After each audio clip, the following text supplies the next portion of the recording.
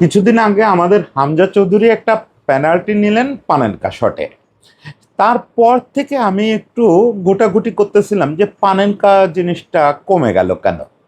একটা সময় গুরুত্বপূর্ণ ম্যাচ হলে পেনাল্টি টেকাররা পানেনকা নেওয়ার চেষ্টা করতেন সারপ্রাইজ এলিমেন্ট হিসাবে। সেই আন্তোনিও পানেনকা থেকে শুরু করে এই জিনিসটা চালু হয়েছিল। আমরা যখন ছোট ছোট তখন মোটামুটি নিয়মিতই দেখতাম যে বড় ম্যাচ ডিসাইডিং শটটা কেউ একজন এসে পানেনকা নেবেন। পানেনকা মানে কি, আলতো করে বলটা তুলে দেবেন, আগে নিশ্চিত হবেন যে গোলকিপার অলরেডি বিটেন, গোলকিপার আগে থেকে নির্ধারিত কোনো দিকে ডাইভ দেওয়ার প্রস্তুতি নিয়ে ফেলছে বা প্রায় ডাইভ দিয়ে ফেলছে। এরকম একটা সময়ে আপনি পানেনকা নেবেন, সারপ্রাইজিং ম্যাটার হিসেবে গোল হয়ে যাবে। কিন্তু পানেনকাটা কমে গেল কেন, এই নিয়ে নানা রকম লেখা পড়তেছিলাম। এই লেখা পড়া শেষ হওয়ার আগেই দেখলাম আমাদের একটা শিরোপা নির্ধারণী ম্যাচের শেষ গোলটা, একবারে ডিসাইডিং শটটা একটা ছেলে নিল পানেনকা। সেই শটটা নিয়ে আমাদেরকে আরেকটা ট্রফি এনে দিল। আমি কালকে ম্যাচে সবচেয়ে বেশি যেটা খুশি হচ্ছি, আমাদের এই আন্ডার 20 টিমটা কতগুলো আবেগের জায়গা খুব স্পর্শ করছে, খুব স্পর্শ করছে। আমি একটা জিনিস বুঝি কি, আপনি যখন ন্যাশনাল টিমের জার্সি পরবেন তখন আপনার স্কিল বা ফিটনেস, অন্যান্য দক্ষতা, এগুলো তো থাকবেই, এগুলো তো লাগবেই সর্বোচ্চ পর্যায়ে খেলতে। কিন্তু একই সঙ্গে ফুটবলে বিশেষত বিশেষত ফুটবলে আপনার বড় একটা শক্তি হচ্ছে ন্যাশনাল প্রাইড। কারণ ফুটবল খেলাটাই এরকম যে ফুটবল সারা বছর খেলেন আপনি হচ্ছে টাকার জন্য। ক্লাবে খেলাটা একেবারে খুব জেনারেলাইজ করে, খুব নিষ্ঠুর করে বললে ওটা টাকার জন্য। কিন্তু আপনি বছরে অল্প কিছু সময়, অল্প কিছু উইন্ডোতে খেলেন ওই ন্যাশনাল কালারের জন্য। এই ন্যাশনাল কালারের জন্য খেলাটা যে কত বড় প্রাইডের, তা হচ্ছে যারা ইউরোপ আমেরিকার প্রফেশনাল লিগগুলোতে খেলে ওরা বেশি ফিল করে।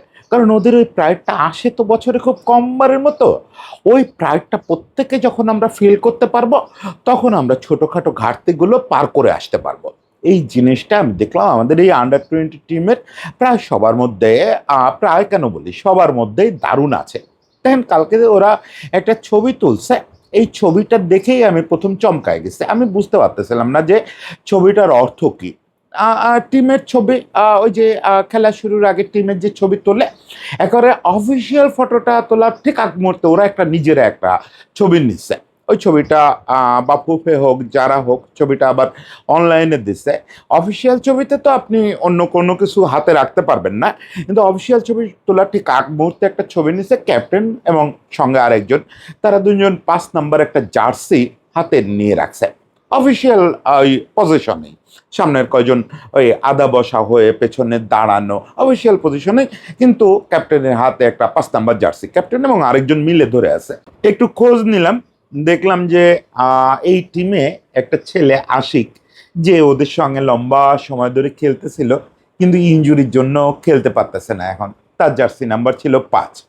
ওরা এই জন্য আশিককে ওই ফিল্ডটা দিতে চাইছে যে তুমি ফাইনাল খেলতেছো আমাদের সঙ্গে, সাব ফাইনাল। এবং ম্যাচ শেষে ক্যাপ্টেনের আমি ইয়েটাও দেখলাম, বাইটটাও দেখলাম, সে বলতেছে যে আশিকরে সবচেয়ে বেশি মিস করছি, আশিক আমাদের এই পুরো যাত্রাটায় আমাদের সঙ্গে ছিল, মনে হচ্ছিল আশিকরে আজকে থাকলে খুব ভালো হতো, ওরে খুব মিস করছে, এই জন্য ওকে ট্রফিটা উৎসর্গ করলাম।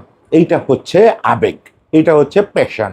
যে ছেলেটা নাই, যে ছেলেটা নতুন আসছে, এই যে সবার প্রতি ভালোবাসাটা, হৃদয়টা একটু উদার করে দেওয়া, এটা হচ্ছে প্রাইড, প্যাশন। এই জিনিসটাই আপনাকে জয়ের পথে আগায় দেয়। প্রতিদিন এটা আপনাকে জয় এনে দিবে না, এইটা আপনাকে টিম করে তুলবে। আরেকটা আবেগের দৃশ্যের কথা বললি শুরুতে, সেটা হচ্ছে যখন খেলাটা শেষ হয়ে গেল তখন তো সবাই সবার মতো সেলিব্রেট করতেছে, রোনান জার্সি উড়াচ্ছে খালি গায়ে। আচ্ছা, ম্যাচ শেষ হয়ে যাওয়ার পরে কি জার্সি খুললে কার্ড পেতে হয়? আমি জানি না। তাহলে রোনান তো ফেরার সময় একটা ইয়েলো কার্ড নিয়ে যাবে, ও নিশ্চয়ই বলবে যে দাও ইয়েলো কার্ডটাই আমারে দিয়ে দাও, আমি ওটা নানিরে দিচ্ছি, ও নানি ছিল ওখানে। যাই হোক, সেলিব্রেশনের একটা মুহূর্তে ক্যামেরায় হঠাৎ করে দেখলাম আমাদের গোলকিপার বাচ্চাটা কাঁদতেছে। গোলকিপার বাচ্চাটা কাঁদতেছে, তারে শান্ত করতেছে কয়েকজন কোচিং স্টাফ, শান্ত করতেছে। তারে শান্ত করতে গিয়ে আরেকজন হাউমাউ করে কাঁদতেছে। কে সে মানুষটা জানেন? বিপ্লব ভট্টাচার্য। বাংলাদেশের ইতিহাসের অন্যতম সেরা গোলকিপার। খুবই লো প্রোফাইল থেকে যেতে হয়েছে সারাটা জীবন, কারণ সর্বকালের সেরা বাংলাদেশি যে গোলরক্ষক আমিনুল হক, তার কন্টেম্পোরারি কিপার ছিলেন বিপ্লব দা। বিপ্লব দা খেলার সুযোগ একেবারে পান নাই তা না, কারণ আমিনুল ভাই আবার খুব দুর্ভাগা ছিলেন। টানা 1 সিজন 1.5 সিজন আমিনুল ভাই ইনজুরিতে মাঠেই নামতে পারেন নাই, এরকম হয়েছে। ইনজুরির কারণে ইউরোপেই খেলতে যেতে পারলেন না। তো সেই সময়গুলোতে বিপ্লব দা মাঠে নামছে, বিপ্লব দা বাংলাদেশকে জিতাইছে। Biplab da was one of the best. এবং আমার র্যাঙ্কিং যদি আমি বলি, আমি যে পর্যন্ত খেলা দেখছি তাতে আমি র্যাঙ্কিং করি এইভাবে যে আমিনুল ভাই, কানন ভাই, তারপরে বিপ্লব দা। এখন এর আগে পরে যা করছে আমি মহসিন বাচ্চে বিপ্লব দারে আগায় রাখি। যাই হোক, এটা এক একজনের র্যাঙ্কিং এরকম এক এক রকম, কিন্তু রিয়েলিটি হচ্ছে বিপ্লব দা নিশ্চয়ই টপ 5-এ থাকবে। সেই লোকটা তো তার জীবনে খুব বেশি খেলারই সুযোগ পেল না ন্যাশনাল টিমে। সারাক্ষণ সে ওই আমিনুল ভাইয়ের জন্য বেঞ্চ গরম করলো, অথচ তার জীবনের সবচেয়ে ঘনিষ্ঠ বন্ধু কিন্তু আমিনুল ভাই। আমি আমার কোথা থেকে কোথায় চলে যাই কথা বলতে গিয়ে, আমি যখন একদম তরুণ রিপোর্টার তখন বিকেএসপিতে গিয়ে দুই বন্ধুরে এক জায়গায় বসায় একটা স্টোরি করাইছিলাম। তারা দুইজন সারা দিন আমারে সময় দিছিল, ওই বিকেএসপির ক্যান্টিনে নিয়ে দুজনে মিলে খাওয়াইছিল। এত ভালো বন্ধু, মানে ডাইহার্ট ফ্রেন্ড বললেও কম বলা হয়, অথচ একজন আরেকজনের পরমতম শত্রু মাঠে। ওই স্টোরিটার নাম ছিল এক জোড়া দস্তানা দুইজন সৈনিক, এইরকম একটা নাম ছিল। যাই হোক, সেই বিপ্লবদার জীবনে তো অনেক অপ্রাপ্তি আছে, অনেক কষ্ট আছে, অনেক দুঃখ আছে। যত যাই বলেন, দুঃখ তো আছেই যে আমি এত বড় কিপার, ন্যাশনাল টিমে 1 নাম্বার হিসাবে জীবনটা কাটাইতে পারলাম না। সবটুকু যেন ভেঙে পড়লো ওই ছেলেটার আনন্দের ওই কান্নার সঙ্গে। সেও হাউমাউ করে কাঁদতেছে যে আমি একটা ট্রফি জয়ের সঙ্গী হলাম। আমি জানি না এক্সাক্ট এই টিমটায় বিপ্লবদার রোল কি। বিপ্লবদা কি গোলকিপিং coach or something? Biplabda should promoted better place. বিপ্লবদার ফুটবল সেন্স অনেক ভালো, অনেক ভালো। আমি বলি বিপ্লবদাকে আরো ভালো ভালো পদে দেওয়া উচিত ফুটবলে। বিপ্লবদা অনেক ভালো করতে পারবে। যাই হোক, এই কান্নাটা বলে দিল যে এই যে সে যদি কোচ হয় বা ম্যানেজমেন্টের কেউ হয়, সে যেভাবে ফিল করে ওই বাচ্চাটার আনন্দটা। বাচ্চাটা কি করলো দেখেন, প্রথম শটটা অনেকে বলবে যে ইন্ডিয়ান ছেলেটা খুব আস্তে নিছিল পেনাল্টিটা, তাইতে ঠেকায় দিচ্ছে না। আরে ভাই, ওই সময় নার্ভ ধরে রেখে ওই না আসতে বলে লাইনে যাওয়াটাও বিরাট ব্যাপার, বিরাট ব্যাপার। ওই তো আসলে শিরোপার পথটা খুলে দিল। ও প্রথম শটটায় যদি বলে লাইনে না যেত, বলটাই যদি মিসজাজ করতো, তাতে দুর্বল শট হলে কি হয়েছে? দুর্বল শটে পেনাল্টিতে গোল হয়ে যায় না, যেতে দেয় না এই তো ছেলেটা। ফলে ও তো ওয়ান অফ দ্য হিরো। নানি খেলা দেখতে চলে আসছেন মালদ্বীপে এবং নানির সঙ্গে সেলিব্রেট করতেছে। আমার বাঙালি দুটো ছেলে, এবং রোনানের কথা বেশি বলতেছি কারণ রোনান বেশি গেম টাইম পেয়েছে। ওই যে এবার একটু বলি যে যে কি কি আমরা পেতে পারি এখান থেকে। প্রথমত হচ্ছে টিম হিসাবে আমাদের ন্যাশনাল টিমের এখান থেকে এই যে টিম প্রাইডের ব্যাপারটা, সেটা নেওয়া দরকার। হ্যাঁ, আমি জানি আপনাদের ছোট ছোট কিছু অভিযোগ আছে ম্যানেজমেন্ট নিয়ে, আমার ছোট না বড় বড় অভিযোগ আছে। আজকে অভিযোগ করার দিন না, এটা আরেক সময় যদি পারি। আর ব্যক্তি জীবনে সিদ্ধান্ত নিচ্ছি, নেতিবাচক কথা আর তেমন বলবো না, ইতিবাচক কথাই বলে যাব বাকিটা জীবন। তো ওই আমরা পজিটিভটা যদি দেখি, এই টিমে মূলত প্রাইডের ব্যাপারটা বেশি। এই বাচ্চাদের মধ্যে ব্যাপক প্রাইড আছে। এইটা আমাদের ন্যাশনাল টিমে, আর আমি ন্যাশনাল টিমেও আছে। ন্যাশনাল টিমের ছেলেরাও খুব ওই ন্যাশনাল জার্সিটারে ফিল করে। ও সেটা আরও যত বাড়বে, এই বাচ্চাদের মতো হবে, আপনি যত শিশুদের মতো হবেন তত বেশি আনন্দ পাবেন খেলে। আজকে লিওনেল মেসি শিশু হয়ে যাচ্ছে দিনকে দিন। যত আপনি শিশু হবেন তত ভালো খেলবেন, তত খেলাটা উপভোগ করবেন। এই শিশু হয়ে যাওয়াটা আমি চাই যে ন্যাশনাল টিমে প্রবাহিত হোক। একই সঙ্গে খেলোয়াড়, এখান থেকে বেশ কয়েকটা খেলোয়াড়, কিপার ছেলেটাকে মনে ধরছে। আমি সুপারিশ করতেছি না কিপার ছেলেটাকে আজকেই ন্যাশনাল টিমে নিয়ে নেন। ওকে একটু নার্সিং করলে, এই বিপ্লবদার হাতেই ছেড়ে রাখলে এই ছেলেটা ন্যাশনাল টিমে সার্ভিস দেবে একসময়। মোর্শেদ ছেলেটা, আমার ধারণা এই ছেলেটাও টপ লেভেলে ভালো সার্ভিস দেবে। সবচেয়ে বড় সম্পদ নিশ্চয়ই দুই ভাই সুলেমান। এটা ওই যে গাজোয়ারি কথা বলতেছি না যে সবাই সুলেমান সুলেমান করতেছে বলে আমিও সুলেমানদের ন্যাশনাল টিমে নেওয়ার কথা বলতেছি, নট নেসেসারি। চোখের সামনে দেখালো তো যে ওরা কি পারে। কাভান আর কুইন, আগের দিন বলছি যে কাভান কুইন, তারপরে বোধহয় রোনান ডেকলান, গোলায় ফেলছিলাম। কাভান সবচেয়ে বড়, আবারও গোলাইতে পারি, কিন্তু কুইন সবচেয়ে ছোট। মাঝখানে দুই যমজ হচ্ছে রোনান ডেকলান। ওকে, ওরা দুজন কে বড় কে ছোট ওইটা আমি গোলাই, সমস্যা নাই। আমাদের মাঝখানে দুইটা তো মূলত আমাদের রোনান ডেকলান। তো রোনান ডেকলান আমাদের এখানে খেলতে আসছে, এবং দেখছেন ওরা বাকি দুটো কি করছে। কালকে ফাইনাল তো বটেই, প্রতিটা ম্যাচে মনে হচ্ছে যে ওরা ইন্টারন্যাশনাল কমেন্ট্রির দায়িত্ব পাইছে। মুহুর্মুহুর ছবি পোস্ট করতেছে, আপডেট দিচ্ছে, সমস্ত পৃথিবীরে তারা এই খেলা দেখার জন্য উৎসাহিত করছে। এবং সত্যি সত্যি ফিলাডেলফিয়া পুরো দল একসঙ্গে বসে এই ম্যাচ দেখছে, দেখে তারা আবার ছবি পোস্ট করছে ওই সেলিব্রেশনের। মানে হামজা যেরকম ব্রিটেনরে বাংলাদেশ বানায় ফেলছে, এরা আমেরিকারে বাংলাদেশ বানায় ফেলতেছে। এই দুই ভাই এখানে খেলতেছে বলে বাকি দুই ভাই ফিলাডেলফিয়া টিমটাকেই বাংলাদেশের দর্শক বানায় ফেলছে। তারা তাদের মতো করে একসঙ্গে বসে খেলা দেখছে বাংলাদেশের ম্যাচটা। মানে ওই যে বলে যে প্রাইড প্রাইড জিনিসটা কোথা থেকে কোথায় প্রবাহিত হয়। ওই কাভান কুইন এখনো পর্যন্ত বাংলাদেশের মাটি কেমন তাও দেখে নাই, অথচ ওই আবেগে থরথর করে কাঁপতেছে। হ্যাঁ, যেটা বলতেছিলাম যে রোনান আর ডেকলান, রোনান তো নিজেরা অলরেডি প্রুভ করছে যে সে অবশ্যই অবশ্যই ভেরি নেক্সট অ্যাসাইনমেন্টে তার মূল ন্যাশনাল টিমে থাকা উচিত। এ ব্যাপারে মানে উচিতেরও, উচিত শব্দটাও একটু কম বলা হয়ে যায়। তার থাকতেই হবে, তার থাকতেই হবে। কারণ কি? কারণ হচ্ছে আমাদের মূল ন্যাশনাল টিমের বড় ক্রাইসিস হচ্ছে ওই নাম্বার 9। ও যে পজিশনটায় খেলছে, ওর জার্সি নাম্বারের দিকে যায় না, পজিশন নাম্বার 9। হ্যাঁ, আপনারা যারা ফুটবলকে খুব বেশি ক্রিটিক্যাল চোখে দেখবেন তারা বলবেন যে ওর একটু প্রেসিংটা করার মানসিকতা কম, একটু রান কম করে। এগুলো একটু মনে হবে আপনার ইউরোপের সঙ্গে যখন আপনি তুলনা করবেন। এই মুহূর্তে আমাদের এরকম একটা স্ট্রাইকারই, সুযোগ সন্ধানী স্ট্রাইকার বলে এদেরকে, পোচার স্ট্রাইকারের খুব কাছাকাছি। কিন্তু রোনানকে পোচার বললে একটু ছোট করা হয়, রোনান পোচারের চেয়ে অনেক বেটার। রোনান যথেষ্ট এফোর্ট দেয় গোল বানায় ফেলার জন্য, নিজের জন্য নিজে হোক বা সতীর্থের জন্য হোক। ও তো কালকে দেখলাম কয়েকবার করে অন্যদের দিয়ে গোল করানোর চেষ্টা করতেছে। মানে পোচার নাম্বার 9 পৃথিবীতে এখন আর নাই। রোনানও পোচার না, রোনান হচ্ছে সুযোগ সন্ধানী। ও বক্সের আশেপাশে নিজে বা সতীর্থদের দিয়ে গোল করানোর জন্য ইজ দ্য বেস্ট ম্যান। এখন ও যদি ওখানে থাকে তাহলে আমাদের অ্যাটাকটা যা, ন্যাশনাল টিমের অ্যাটাকটা যা, হামজা উঠতেছে অ্যাটাকে, সৌমিত মাঝমাঠ থেকে অ্যাটাক তৈরি করতেছে, দুপাশ থেকে ফাহিম জায়ান সুন্দর অ্যাটাকে অংশ নিচ্ছে।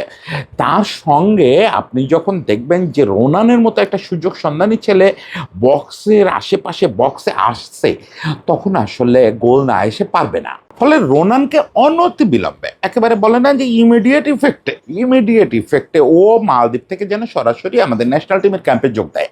ন্যাশনাল টিমের আগামী ম্যাচ যেখানে যেদিনই থাকুক না কেন, রোনানকে সেখানে আমরা দেখতে চাই। এটা হচ্ছে প্রথম কথা। এ ব্যাপারে কোনো আলোচনারই সুযোগ দেখি না আমি। এর ডেকলানের কথায় আসেন। ডেকলান ছেলেটার সঙ্গে যেটা করা হচ্ছে ভালো হয় নাই, একদমই ভালো হয় নাই। এগুলো করার সময় মাথায় রাখতে হয় অনেকগুলো জিনিস।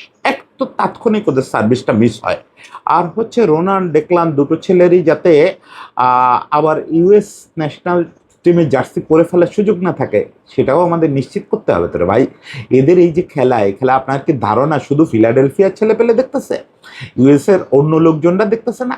তারা জানে না যে সুলেওয়ানদের দুইটা ভাই আমাদের ন্যাশনাল টিমে খেলে, আমেরিকা ন্যাশনাল টিমে আরও দুইটা ভাই গেছে মালদ্বীপে বাংলাদেশের হয়ে খেলতে, দেখি কেমন খেলে।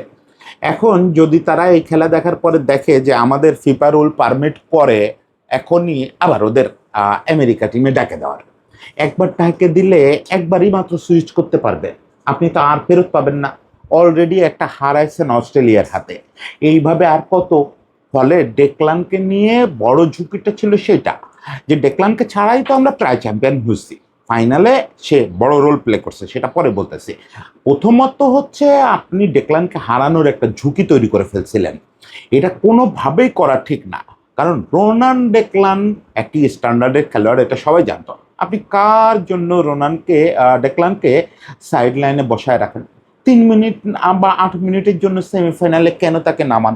এটা তো একটা হিউমিলেশন না? আপনি একেবারে নামাচ্ছিলেন না, সেটাও একরকম, কিন্তু 8 মিনিটের জন্য কেন ছেলেটাকে নামাইলেন? ওকে অপমান করতে চাইলেন? যে এই যে 8 মিনিট নামাইলাম, পারলে কিছু করে দেখা, এই জাতীয় কাজ ঠিক না রে ভাই। আপনারা বাংলাদেশ ন্যাশনাল টিমের দায়িত্ব নিয়ে যান, ডাগা উঠে বসেন বাংলাদেশ ন্যাশনাল টিমের। আপনারা কেন এইসব ভাববেন? আপনাদের মাথায় কেন এইরকম কুচিন্তা ঢুকবে? আমি বুঝতে পারি না। এগুলো তো একদম ভালো না, ভালো না। কালকে ডেকলানকে তাও নামানো হচ্ছে সেকেন্ড হাফে, ওকে মেনে নিলাম, সেকেন্ড হাফে নামাচ্ছেন। আমি তো ডেকলানের যে খেলা দেখলাম তাতে আমার মনে হলো যে প্রতিটা ম্যাচে শুরু থেকে দুবাইয়ের থাকা উচিত ছিল। দেখেন কালকে নামার পরে যেটা হলো, আগে আমি তো ডেকলানের খেলা, রোনানের খেলা, কারোরই খেলা এই সাফের আগে কোনোদিন দেখি নাই। ওর ওই পজিশন দেখছিলাম যে ও হচ্ছে উইং ব্যাক খেলে, কিন্তু দেখলাম যে সে আসলে মিডফিল্ডে চলে আসলো। সে, এবং এটা আজকাল খুব কমন সিনারিও যে উইংয়ে খেলা ছেলে পেলে মিডফিল্ডার হিসেবেই রোল প্লে করে। এবং সে কালকে রোনানকে দিয়ে যেভাবে খেলালো, নিজে অ্যাটাকে অংশ নিল, অ্যাটাককে বল প্রোভাইড করলো, বল ফিড করলো, রীতিমতো বল ফিড করলো। এবং ওর আর রোনানের জুটিটা যেরকম জমে, ও রোনানকে যেভাবে পুশ করে বল দিয়ে, এটা তো রোনানের গতি অনেক বাড়ায় দেয়। রোনানকে আগের ম্যাচগুলোতে, ওই যে আমি শুরুতে যেটা বললাম, আগের ম্যাচগুলোতে একটু রোনানকে যেটা মনে হয়েছে যে ওদের কম অফ দ্য বল কম ছোটাছুটি করে, সেটা বড় কারণ ছিল যে ও ওইটা পাচ্ছিল না, ওর পুশটা পাচ্ছিল না। কালকে তো দেখলাম যখনই নামছে রোনানরেও মনে হয়েছে রোনানরে ও চালাচ্ছে, দেখলাম রোনানরে চালাচ্ছে।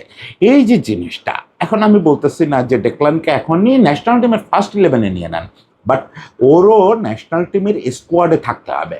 ওই পজিশনটায় ও হাফ টাইম করে হলেও ন্যাশনাল টিমে খেলবে। এবং ও যদি ন্যাশনাল টিমে খেলে, ও ওই হামজা সমিত সোমদের সঙ্গে ও যখন ওই পিরামিডে যোগ দেবে, তখন আপনি চিন্তা করেন যে রোনানরা সামনে কি পরিমাণে বল পাবে, রোনানরা কতটা বাধ্য হবে গোল করতে। এই যে একটা প্রাপ্তি, এখানে আরো অনেক ছেলে পেলে আছে, সবার কথা বললাম না কারণ বাকিরা তো এখানেই থাকতেছে। আমি ধরে নিচ্ছি ওদের নার্সিং ঠিক মতো হবে, ওরা ন্যাশনাল পর্যায়ে আসবে, কিন্তু রোনান ডেকলানের ব্যাপারে কোনো অবহেলা করেন না। আমরা এরকম অবহেলার যথেষ্ট সাফারিংস দেখছি ন্যাশনাল লেভেলে। আমরা গুরুত্বপূর্ণ সব খেলোয়াড় মিস করছি, আমরা আমাদের ছেলে হওয়ার পরেও।